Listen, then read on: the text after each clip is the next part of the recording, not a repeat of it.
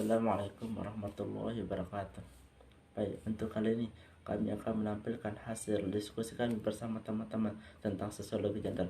Akan tetapi sebelumnya kami akan memperkenalkan diri dulu. Saya selaku moderator atas nama Zohri Rahman. Untuk pemateri pertama Risa Haryani. Untuk pemateri kedua Yandita Putri. Untuk pemateri ketiga Reza Aprilia. Pemateri keempat Zoriatun Solihah. Pemateri kelima Rina Almalunisa. Pemateri ke-6 Zohri Rahman. Pemateri ke-7 Rizky Anugerah. Yang pemateri ke-8 Rizky Rahmawati. Baik, sebelum saya lanjut membahas jenis-jenis gender, terlebih dahulu kita membahas apa itu gender tersebut. Gender adalah serangkai karakteristik yang terkait kepada dan membedakan maskulinitas dan feminilitas. Karakteristik tersebut dapat mencakup jenis kelamin laki-laki, perempuan, atau intersex. Hal yang ditentukan berdasarkan jenis kelamin, struktur sosial seperti peran gender atau identitas gender. Jenis-jenis gender sebagai berikut. 1. Femme.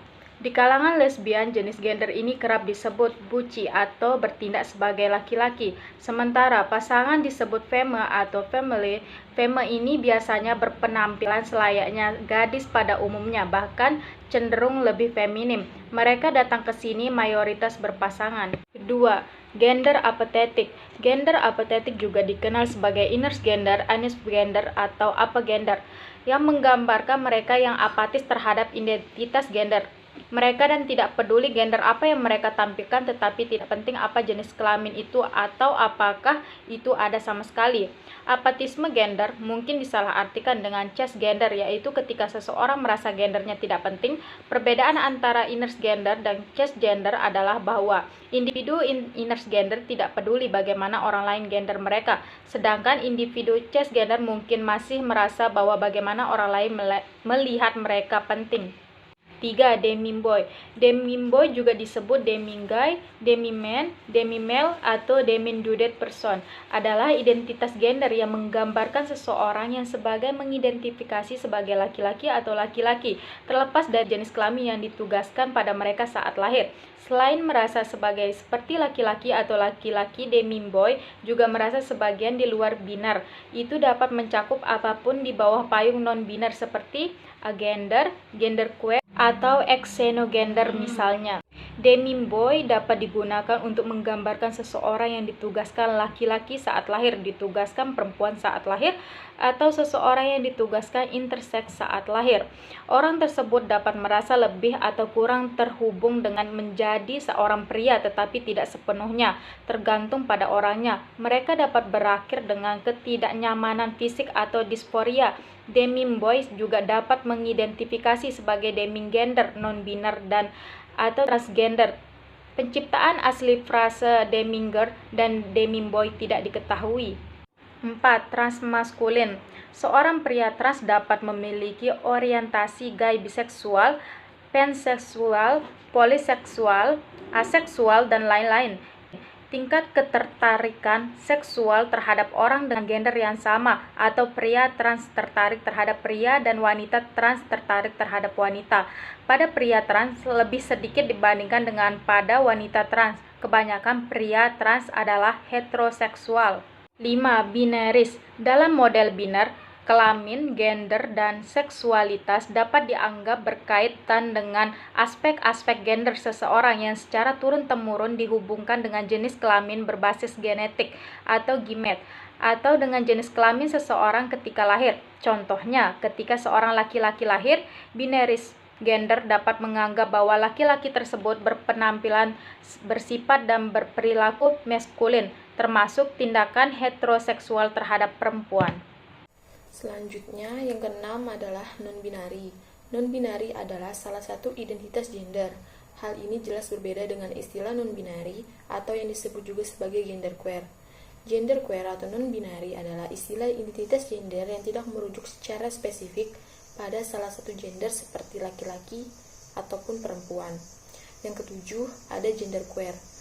Disebut juga non-binar, adalah kategori dari seluruh identitas gender yang tidak secara eksklusif atau khusus maskulin atau feminim saja. Identitas yang berada di luar gender binar dan normativitas. Ilmu psikologi telah mengetahui bahwa gender bukan semata-mata hanya pria ataupun perempuan, namun berwujud dalam suatu spektrum dengan susunan yang bervariasi. Orang genderqueer dapat menunjukkan ekspresi maskulinitas, feminitas, keduanya, atau tidak sama sekali di dalam ekspresi gender mereka. Yang kedelapan, ada identity gender. Adalah proses di mana seseorang melakukan klasifikasi terhadap dirinya, apakah ia seorang wanita ataukah pria. Yang kesembilan, ada intersex. Intersex adalah kondisi ketika seorang lahir dengan dua alat kelamin, sehingga membuatnya sulit dikategorikan sebagai pria atau wanita. Yang kesepuluh, ada sosial diaspora.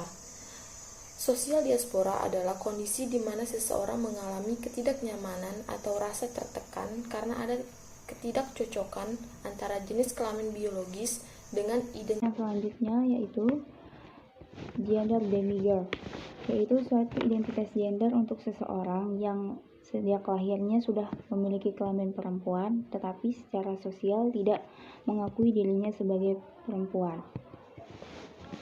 Yang ke-12 yaitu transgender, yaitu seseorang yang identitas gendernya berbeda dari jenis kelamin biologisnya atau berlawanan dengan anatomi seksualnya sejak lahir. Yang ke-13 yaitu gender fluid, yaitu gender yang memiliki identitas gender dan sering berganti-ganti identitas atau jenis kelamin seiring waktu. Yang ke-14 yaitu trigender, yaitu identitas non-biner, di mana satu di antara 3 jenis kelamin yang dapat mencakup pria, wanita, dan jenis kelamin non-biner. Yang ke-15 yaitu demigender, yaitu istilah umum lain untuk identitas gender non-biner. Biasanya digunakan ketika seseorang merasa memiliki hubungan parsial dengan jenis kelamin tertentu. Baik, saya akan melanjutkannya. Yang ke-16, pegender. Pegender adalah orang yang memiliki identitas gender yang mencakup seluruh identitas gender. Seorang agender atau tanpa agender disebut pula tak bergender, bebas gender atau non-gender. Adalah seorang yang mengidentifikasi diri mereka tidak memiliki gender atau tanpa identitas gender ratures. Selanjutnya yang ke-17, gender roles. Peran gender dalam masyarakat itu berarti bagaimana kita diharapkan untuk bertindak, berbicara, berpakaian, berdandan, dan berperilaku berdasarkan jenis kelamin yang yang ditetapkan. Misalnya anak perempuan dan perempuan umumnya diharapkan untuk berpakaian dengan cara yang khas, yang feminim, dan bersikap sopan, akomodatif, dan mengasuh. Mereka juga dapat berubah dalam masyarakat yang sama dari waktu ke waktu gitu. Selanjutnya gender binary. Gender binary adalah sering juga dikenal sebagai binary gender. Binary gender atau klarifikasi gender menjadi dua bentuk yang berbeda, yakni maskulin dan feminim, entah oleh sistem sosial atau kepercayaan budaya. Yang selanjutnya 19, masculine of center, sebuah kata yang menunjukkan jangkauan pemahaman pribadi baik dalam hal identitas gender dan presentasi gender perempuan atau lesbian, yang hadir memahami diri mereka sendiri, berhubungan dengan orang lain dengan cara yang lebih maskulin. Orang-orang ini mungkin juga sering mengidentifikasi sebagai butch, stutch, agresif, boy, trans maskulin, diantaranya identitas lainnya. Dan selanjutnya yang ke-20, maverickwi. Maverickwi diucapkan maverick, adalah identitas gender non-biner spesifik, ditandai dengan otononim dan keyakinan batin mengenai rasa diri yang sepenuhnya independen dan dari laki-laki maskulinitas. Dari maskulinitas perempuan, feminitas atau apapun yang berasal dari keduanya, sementara masih tidak tanpa gender atau jenis kelaminnya yang netral. Maperkui tidak dekat dengan jenis kelamin perempuan atau laki-laki dan tidak seperti campuran diri mereka dengan jenis kelamin perempuan atau laki-laki melalui seluruh lingkup biner gender atau identitas apapun di dalamnya, di luarnya, berasal dari perbandingan dengan gender biner. Juga bukan kurangnya gender atau sikap apatis tentang gender gitu. Maperkui benar-benar merupakan identitas gender, bukan ekspresi gender. Jadi, bagaimana orang Maperkui memilih untuk mengekspresikan atau menampilkan dirinya sepenuhnya tergantung pada individu itu. Maperkui bukanlah istilah umum, tetapi identitas gender tertentu. Terima kasih. Silahkan dilanjutkan.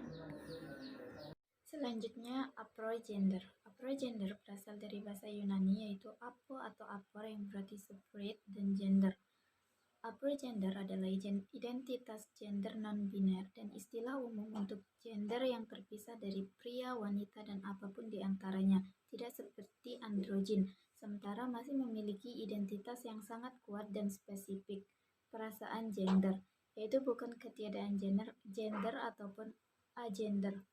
Selanjutnya, transseksual. Transseksual berarti orang-orang yang memiliki keinginan, sedangkan menurut istilah transseksual merupakan hasrat atau keinginan yang sangat kuat untuk mengganti gender anatomi seseorang yang memiliki identitas gender yang tidak sesuai atau yang secara tradisional tidak berasosiasi dengan seksnya yang ditunjuk, serta memiliki keinginan untuk bertransisi permanen agar sesuai dengan gender yang mereka miliki. Selanjutnya, androgyn. Androgyn adalah tingginya kehadiran karakteristik maskulin dan feminin yang diinginkan pada satu individu pada saat yang bersamaan. Selanjutnya, subbunch. Subbunch seringkali digambarkan memiliki kesan yang lebih sedikit feminim dalam cara berpakaian dan potongan rambutnya. Secara emosional dan fisik tidak mengesankan bahwa mereka adalah pribadi yang kuat dan tangguh, namun dalam konteks yang agak sedikit lembut. Dan yang selanjutnya itu bunch. Bunch merupakan istilah dalam komunitas LGBT untuk mendeskripsikan sifat, gaya, perilaku, ekspresi, persepsi diri, dan sebagainya yang bersifat maskulin dalam seorang wanita.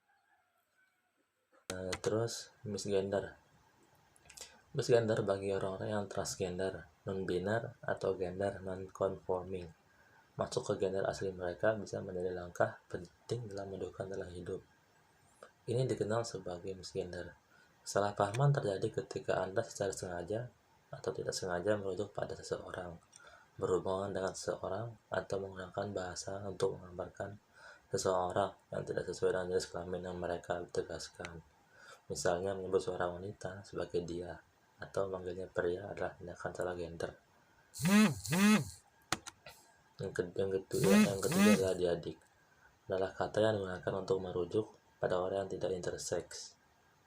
Orang-orang diadik dapat memiliki berbagai identitas gender, termasuk transgender. Ada stone buds. Saya digambarkan lebih maskulin dalam cara berpakaian maupun dari potongan rambutnya. Buds yang berpakaian maskulin sering lebih berperan sebagai seorang laki-laki dalam berhubungan dengan kekasihnya. Terus alia gender adalah identitas gender yang mewakili orang-orang yang menganggap diri mereka baik laki-laki maupun perempuan, tapi lainnya. Alia gender adalah identitas non-biner yang tidak berarti kurangnya identitas dan ekspresi gender. Sebaliknya, itu menyoroti adanya identitas yang kuat selain maskulin dan feminin. Terus ada ekspresi gender. Ekspresi gender atau gender expression merupakan karakteristik yang terkait tentang peran gender seseorang yang dapat dilihat sebagai maskulin, feminin, campuran keduanya, atau tidak keduanya, seperti penampilan, cara berpakaian, perilaku, maupun cara berbicara. Yang ke-31, ekspresi gender. Ekspresi gender atau gender expression merupakan karakteristik yang terkait tentang peran gender seseorang yang dapat dilihat dengan maskulin, feminin, campuran keduanya atau tidak keduanya. Seperti penampilan, cara berpakaian, berperilaku maupun cara berbicara. Yang ke-31 adalah seks. Gender adalah serangkaian karakteristik yang terikat kepada yang membedakan maskulinitas dan feminitas. Karakteristik tersebut dapat mencakup jenis kelamin, hal yang ditentukan berdasarkan jenis kelamin atau identitas gender. Yang ke-32, dysphoria gender atau gender dysphoria. Sebelumnya dikenal sebagai gangguan identitas gender, adalah suatu kondisi yang diderita orang-orang yang dikenal dengan sebutan transgender, di mana seseorang itu mengalami ketidakkenyamanan atau yang merasa tertekan karena ada yang tidak cocok antara jenis kelamin biologis dengan identitas gender mereka. Yang ke-31 yakni binary gender atau juga dikenal sebagai binarisme gender. Binarisme gender ini adalah klasifikasi gender yang menjadi dua bentuk berbeda, yakni maskulin dan feminin, entah oleh sistem sosial atau kepercayaan adanya. Yang ke-34, gender fuck. Gender fuck ini berusaha untuk menumbangkan binary gender tradisional dengan campur atau membongkokkan ekspresi identitas atau presentasi gender seseorang. Misalnya, seorang wanita transgendernya yang menggunakan gaun dan berjenggot dapat dianggap genespook atau terlihat dalam genespooking adalah individu queer atau masukan yang memberontak paradigma binar yang gender yang membatasi perilaku tersebut atau aktivitas tersebut atau yang biasa disebut gender fuck beragam atau dimaksud untuk menjadi subversif, mulai dari seseorang pria yang menggunakan gaun hingga memadukan penampilannya gender tradisional, misalnya memiliki janggut dan payudara. Yang ke-35, feminine of gender. Feminine of gender menggambarkan orang-orang yang mengidentifikasi gender mereka sebagai feminin atau feminin. Beberapa feminine of gender orang juga diidentifikasi dengan kata-kata wanita, akan tetapi yang lain tidak. Istilah feminine of gender memberitahu ada tentang identitas gender seseorang, tetapi tidak menyampaikan informasi maupun tentang seks atau jenis kelamin yang ditugaskan kepada mereka sejak lahir. Selanjutnya 36, sexism adalah sebuah konsep di bidang studi gender yang berpendapat bahwa orang-orang di masyarakat secara tidak sadar berprasangka bahwa mengidentifikasi sebagai cisgender, memiliki identitas gender yang sesuai dengan jenis kelamin yang ditetapkan saat lahir adalah normal, yang pada mempromosikan gender dan gender melanjutkan untuk individu non-binar dan orang trans. Prasangka-prasangka semacam ini seringkali terjadi oleh sosialisasi yang diterima individu dari budaya mereka dan dapat menunjukkan kekakuan binar gender dalam masyarakat mereka. Sikap seksis dapat dibandingkan dengan sikap seksis karena keduanya tidak dapat dipegang oleh individu yang tidak menganggap diri mereka seksis atau seksis, namun tetap menampilkan dan menyebarkan pendapat yang meminggirkan kaum transgender atau perempuan. Selanjutnya 37, sexism dan cisnormativity. Gambar seseorang di antara dua pintu, yang satu memiliki karakter perempuan dan mengatakan dimarahi, dan yang lain memiliki karakter laki-laki dan berkata dihajar. Dengan meningkatnya perhatian media terhadap komunitas transgender bersama dengan akses yang lebih luas ke informasi mengenai orang-orang trans di seluruh dunia, banyak orang di Amerika Utara dan Eropa telah melihat perubahan budaya yang dramatis menuju pengakuan perjuangan orang-orang trans. Namun, ketika orang-orang transgender terus mendapatkan penegasan atas hak individu dan tubuh mereka Dan ketika masyarakat dan individu bergulat dengan gagasan bahwa biner gender tradisional laki-laki atau perempuan tampaknya tidak ada atau setidaknya merupakan definisi yang kurang bagus untuk identitas gender individu. Masih ada banyak prasangka dan diskriminasi terhadap orang trans di sebagian besar dunia. Beberapa bentuk diskriminasi ini termasuk serangan verbal atau fisik yang terang-terangan terhadap orang trans, penolakan untuk mengakui bahwa orang dapat menjadi transgender, atau keyakinan bahwa orang transgender memiliki gangguan mental yang dapat didiagnosis. Tindakan dan sikap ini umumnya termasuk di bawah label transfobia karena menunjukkan bahwa individu secara terbuka menentang identitas transgender. Bentuk prasangka dan diskriminasi ini disebut sexism. Kemudian 38, gender normatif. Definisi normatif gender mengikuti atau memperkuat standar ideal maskulinitas atau feminitas sebelum pemberontakan, dan oleh karena itu ada kekurangan kekuatan dan agensi bagi perempuan dalam masyarakat. 39, varians gender. Ketidaksesuaian gender adalah perilaku atau ekspresi gender oleh seorang individu yang tidak sesuai dengan norma gender maskulin atau feminin. Orang yang tidak sesuai gender mungkin memiliki varian dalam identitas gender mereka, menjadi transgender atau non-biner, atau mereka mungkin cisgender. Dalam kasus orang transgender, mereka mungkin dianggap atau menganggap diri mereka sebagai gender non-conforming sebelum transisi, tetapi mungkin tidak dianggap seperti itu setelah transisi. Orang dewasa transgender yang tampak tidak sesuai gender setelah transisi lebih mungkin mengalami diskriminasi transfobik.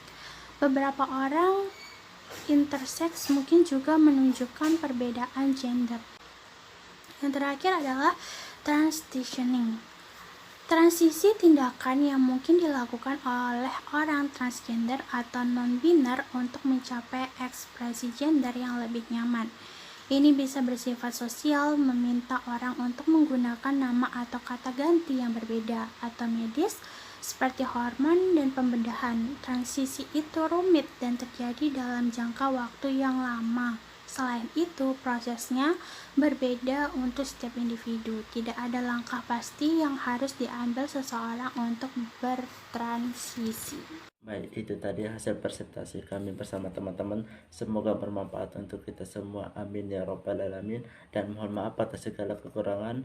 Dan terima kasih atas segala perhatiannya. Wabillahi taufiq wal hidayah. Wassalamualaikum warahmatullahi wabarakatuh.